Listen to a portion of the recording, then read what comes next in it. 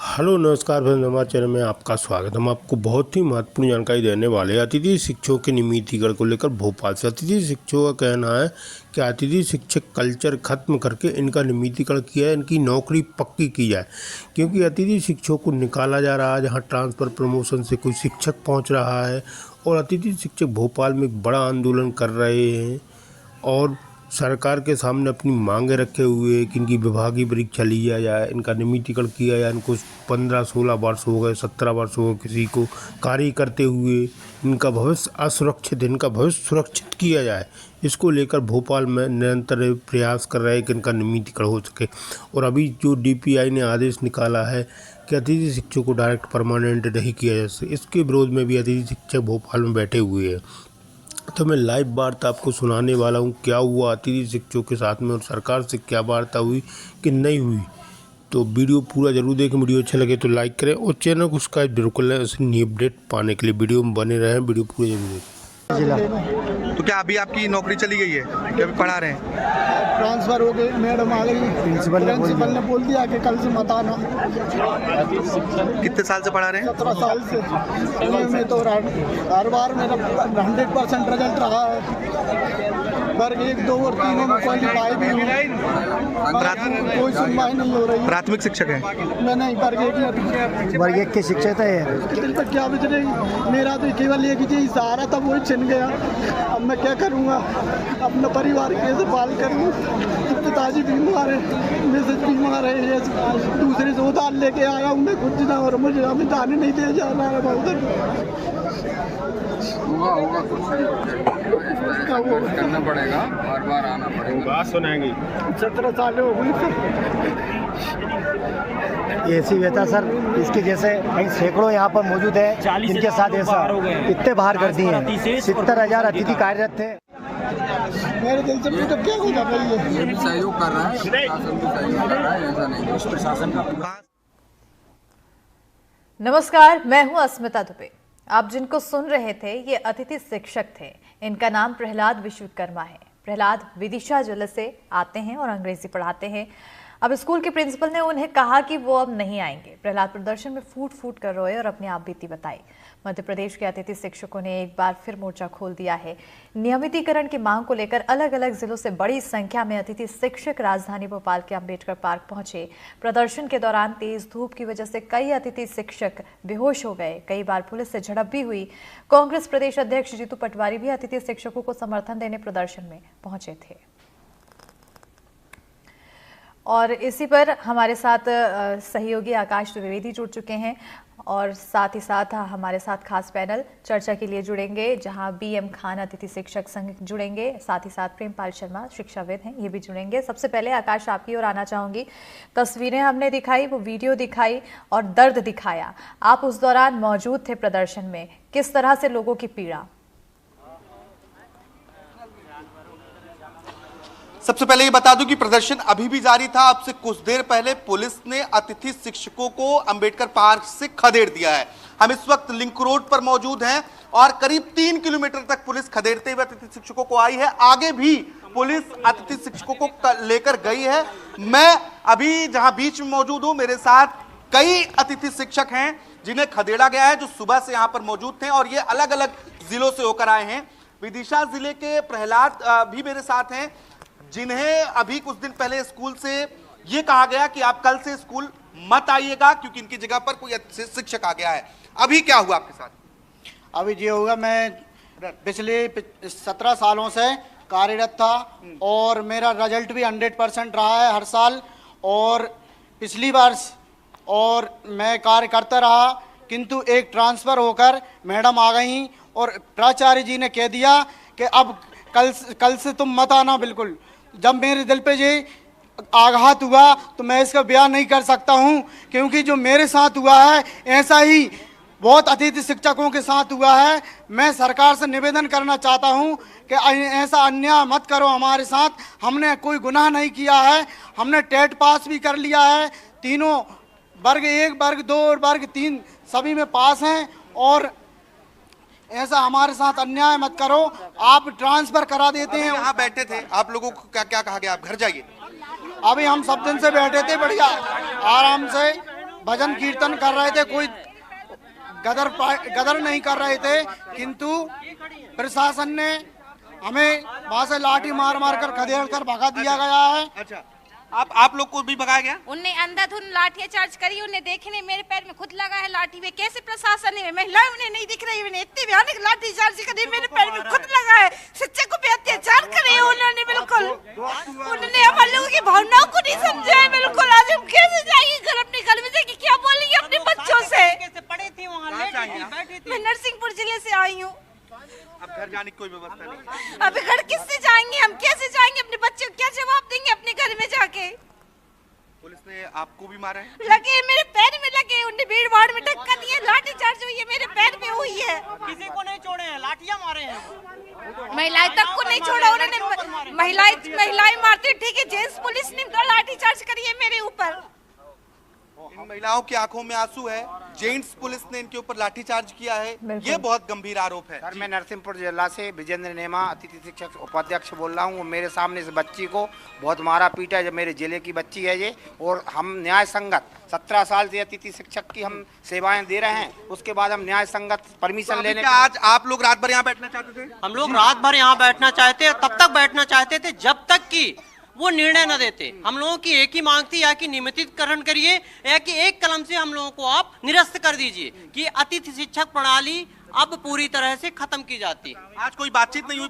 कोई बात नहीं। सर, एक बात स्पष्ट कर देना चाहता हूँ, ये शासन ने हमें क्या दिया, इसके उत्तर में 25% आरक्षण का गुणगान किया जाता है। सर, ये जो है आरक्षण फायदा कम, बहुत नुकसान किया है सर, थोड़ा नहीं बहुत नुकसान किया है।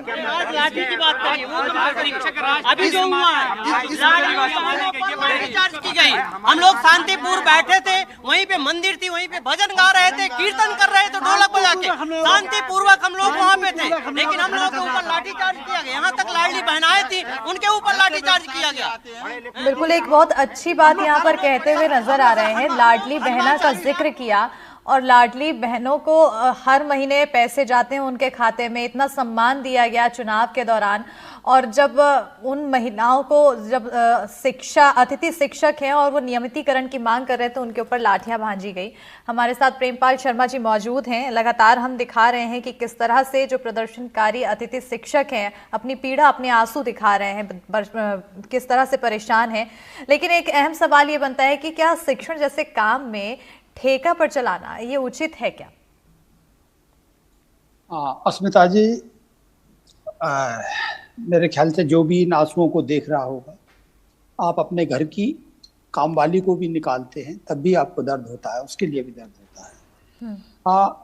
लेकिन मैं सामने जो रिपोर्ट है अभी उसमें पूरी तस्वीर साफ नहीं हो रही कि ये 70,000 जो शिक्षक हैं, क्योंकि मैं थोड़ा सा विस्तार से कहना चाहूँगा। पिछले दिनों पहले तो उससे पहले कि हर राज्य में ऐसा कॉन्ट्रैक्ट सिस्टम शिक्षा में इन्होंने शुरू किया है। कहीं वो गुरुजी नाम से है, कहीं शिक्षा मित्र नाम से है, बिहार, यूपी, सभी में। अगर इसकी गहराई में जाएं तो आपको अंदाजा होगा कि इसमें सारी सरकारें शामिल हैं। 91 के बाद लगातार, उस समय जो भी सरकार कांग्रेस की थी, उसके बाद में नेशनल फ्रंट आई, और सारा सभी ने धीरे धीरे जो सरकारी स्कूल थे उनकी बजाय प्राइवेट इंस्टीट्यूशंस को बढ़ावा दिया है। क्यों दिया, ये बड़ा प्रश्न है। वहाँ की जो पॉलिटिक्स है, वहाँ जो कई बार उनकी कमियां हैं लगातार। अगर मैं इन्हीं शिक्षकों से एक प्रश्न करूंगा, पहले मैं इनके आंसुओं के साथ हूँ, दर्द इनका मैं सुन रहा हूँ, और किसी के लिए दुखद बात है कि क्या इनके अपने बच्चे भी सरकारी स्कूल में पढ़ते हैं? आप पूरे देश का सर्वे कर लीजिएगा। मैं लगातार उन शिक्षकों के बच्चे भी नहीं पढ़ते।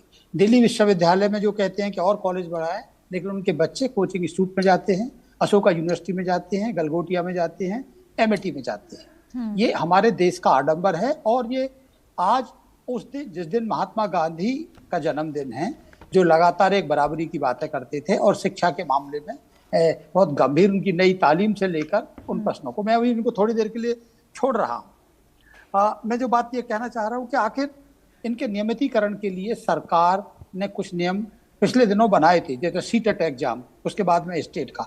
तो आपके रिपोर्टर से मुझे ये नहीं पता लग रहा है कि आखिर ये नियमित क्यों नहीं हुए, क्योंकि उत्तर प्रदेश में और दूसरी जगहों पर उनको टेस्ट की छूट भी दी गई और टेस्ट में बैठा गया। अगर वो टेस्ट में पास नहीं हुए तो फिर सरकार के सामने बड़ा सीमित विकल्प रह जाते हैं। लेकिन फिर भी मुझे कहूंगा कि ऐसे निकालना सही नहीं है। मैं एक बात और जोड़ना चाहता हूँ, क्या शिक्षा को हमारी सरकारों ने कभी गंभीरता से लिया है?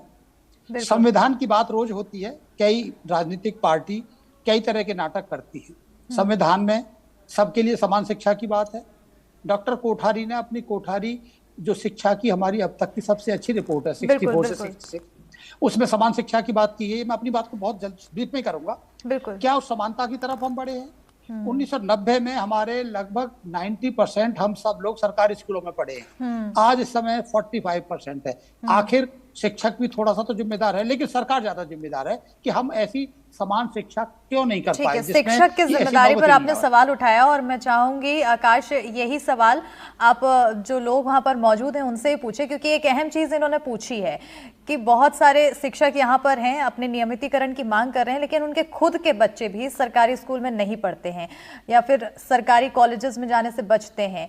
कहीं ना कहीं ये जो शिक्षक को प्रेशर दिया जा रहा है, जितने भी अतिथि शिक्षक जो परेशान हैं, क्या उस परेशानी का असर पढ़ाई पर दिखता है, जिसकी वजह से अब उनके बच्चे खुद भी प्राइवेट स्कूलों कॉलेजों में जाते हैं?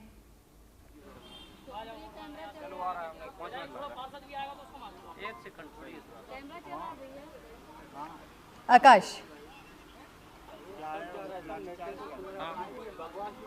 जी, स्मिता एक बार सवाल और दोहराएंगे प्लीज। बिल्कुल आकाश, सवाल यही है कि अभी जैसा कि प्रेमपाल जी खुद कहते हुए नजर आ रहे थे कि जो शिक्षा देते हैं यानी कि शिक्षक जो अभी यहाँ पर प्रदर्शन कर रहे हैं, कई ऐसे शिक्षक हैं जिनके बच्चे खुद भी प्राइवेट स्कूल में ही पढ़ते हैं, सरकारी स्कूल वो भेजने से बचते हैं।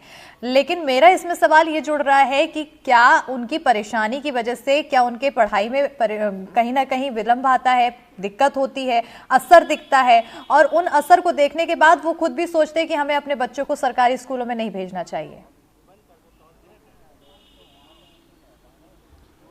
बिल्कुल, एक बहुत बारीकी समझने वाली बात है कि जब बच्चे स्कूल में पढ़ते हैं, अचानक से उनका टीचर बदल जाता है और बीच सेशन में ये जब चीजें होती हैं तो वहां पढ़ने वाले बच्चों की भी पढ़ाई खराब होती है। मैं इस विषय में बातचीत करने की कोशिश करूंगा। क्या लगता है आपको कि क्या जो बच्चे पढ़ते हैं उनकी पढ़ाई प्रभावित होती है? बहुत प्रभावित होती है।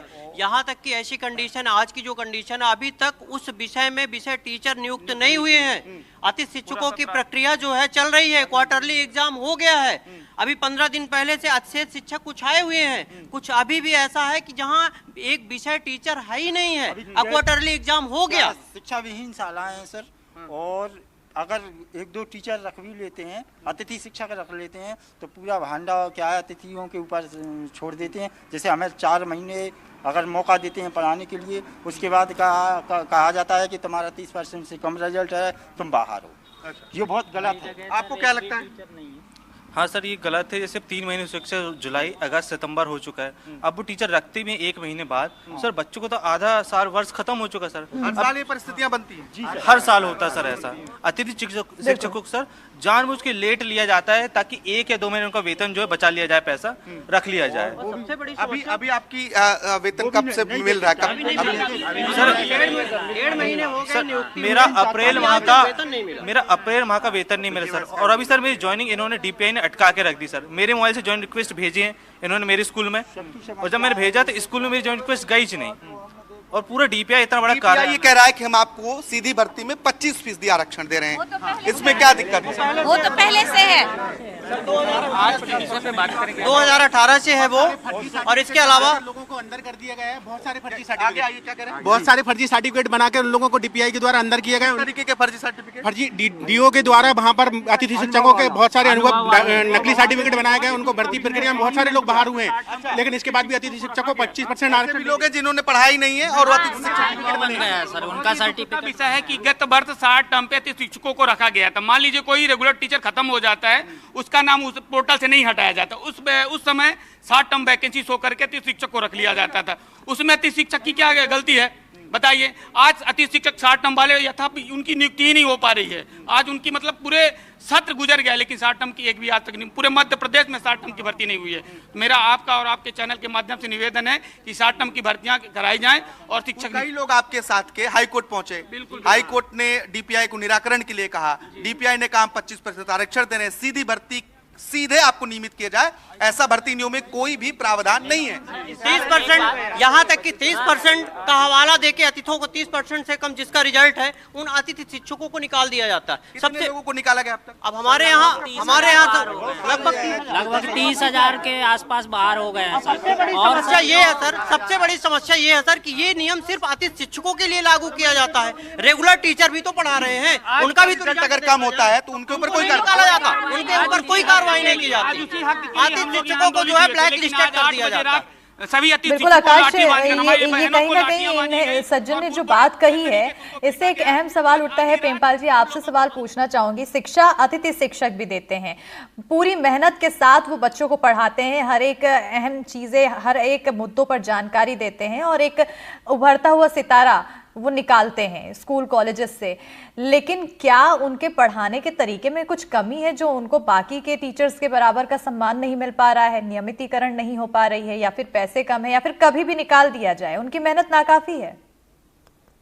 देखिए, जो मैं अभी जो बात सुन रहा था उससे समझ में आया कि जिनके 30% से कम नंबर आए, इसका मतलब है कि सरकार ने नियमितीकरण के लिए कोई टेस्ट लिया। मैं अभी पूरी तस्वीर नहीं है, मैं इनके साथ हूँ, लेकिन मैं कुछ प्रश्न उठाना चाहता हूं कि अगर टेस्ट लिया और उसमें अगर पास नहीं हुए तो सरकार के सामने क्या विकल्प बचता है। मैं ये नहीं कह रहा कि उनको निकाला जाए, या तो इनको फिर से मौका दिया जाए और इनको और ट्रेन किया जाए, लेकिन इससे भी बड़ा प्रश्न है कि क्या ये हम सब, आज गांधी जी का दिन है, जो अकेला आदमी सरकार के घुटने टिका सकता था, हम सरकारों को मजबूर क्यों नहीं कर सकते? हम वही आरक्षण, हमारी सुविधाएं बढ़ें, हमारे लिए काम के घंटे कम हों, हमारी पंक्चुअलिटी ना हो, ये विश्वविद्यालयों में भी हो रहा है और शिक्षा में भी हो रहा है। मैं यहाँ पे एक बात पते की कहना चाहता हूँ, वो मेरे लिए मैं नहीं कह रहा, अमर्त्य सेन का नाम सुना होगा, जिया द्रेज का नाम सुना होगा। इनके एक बड़ी किताब आई थी 10 साल पहले, और उन्होंने शिक्षा पर बड़े विचार किया कि शिक्षकों की डिमांड लगातार रही कि हमें भी हमारी तनख्वाह बढ़ाई जाए, जायज डिमांड है, और भी मांग की, लेकिन वो डिमांड ऐसी होती गई कि सरकार के पास उतना फाइनेंस, वित्तीय साधन ही नहीं रहे। उनके सामने अब ये विकल्प बचा कि अगर सरकार पे हम प्रति चाइल्ड जो खर्च करते हैं वो इतना ज्यादा होता है कि हम उसमें बहन नहीं कर सकते। उसी दौर में सारी पार्टियों ने मिलकर, उसी संसद ने ये योजना शुरू की, गुरुजी की, अतिथि शिक्षक की, कॉन्ट्रैक्ट की। ये बड़ा प्रश्न है, और मैं कहूंगा कि आज सरकारों पर हमें दबाव बनाएं कि हमें समान शिक्षा चाहिए। क्या हम ये डिमांड कर पाते हैं कि हमें अपने नजदीक का स्कूल प्राइवेट, कनाडा में 2000 के आसपास कुछ प्राइवेट स्कूलों को, वो सरकारी स्कूलों को, पब्लिक स्कूलों को जहां प्राइवेट करने की कोशिश की गई, हजारों लोग सड़क पर उतर आए कि हमें समान शिक्षा चाहिए। क्या हम समानता की तरफ बढ़ रहे हैं? अभी आपकी एक बात में मैं पूरा सहमत हूं कि 1 साल से कम ना हो, कोई सीट खाली ना रहे, बच्चों का नुकसान होता है, लेकिन उसी में फिर एक और जरूरत है कि 25% से 50% चाहिए। अरे बाबा, हमें समान शिक्षा चाहिए, हर बच्चे के लिए चाहिए, हमें जाति का भेद नहीं चाहिए। तो पहली क्लास से ही वो सर्टिफिकेट लेके आए और वो फर्जीवाड़ा हो। कल भी आपके यहाँ ये फर्जीवाड़ा हो रहा था, इकोनॉमिक क्राइटेरिया पे कास्ट में फर्जीवाड़ा होता है। ये बड़े प्रश्न है, और मैं कहता हूँ कि आप सभी दलों के हाथों में न खेलें।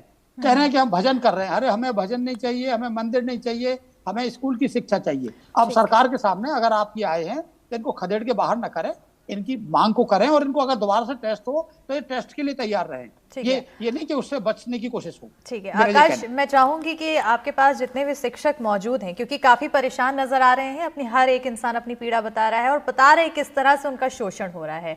क्या आने वाले समय में वो अपने बच्चों को इस क्षेत्र में जाने के लिए मेहनत करने देंगे, या फिर वो सीधा तौर पर कहेंगे कि नहीं, कुछ और फील्ड चुनो, शिक्षा के क्षेत्र में नहीं जाना है, पढ़ाना नहीं है, टीचर नहीं बनना है?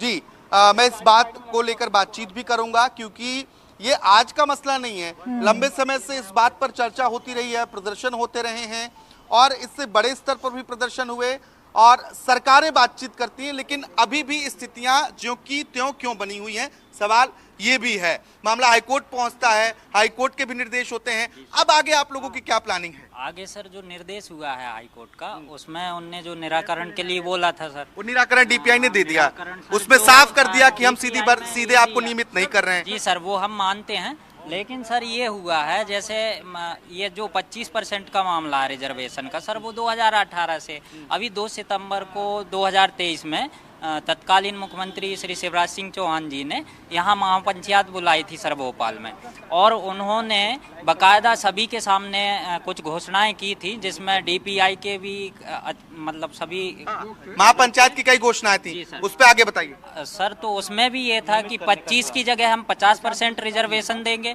आपको गुरुजी की तरह विभागीय परीक्षा लेकर नियमित कर। अगर ये परिस्थितियां बनी रही तो जो शिक्षक एक पेशा है, क्या इस पेशे से भी लोग दूरी बनाना शुरू कर चुके हैं? यानी निश्चित तौर पे अति शिक्षक लोग बनना पसंद नहीं करेंगे, क्योंकि हम लोगों को भविष्य कोई स्थायित्व नहीं है और अंधकार में पूरी तरीके से जा रहा है।